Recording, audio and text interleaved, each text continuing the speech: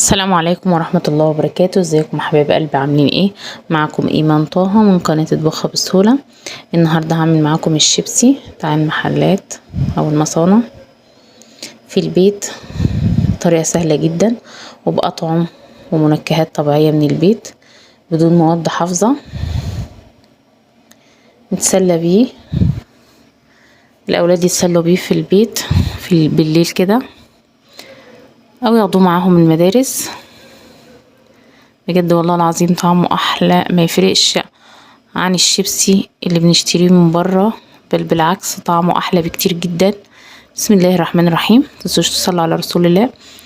معانا 4 أو 5 حبات كبار من البطاطس، دي بطاطس حمراء.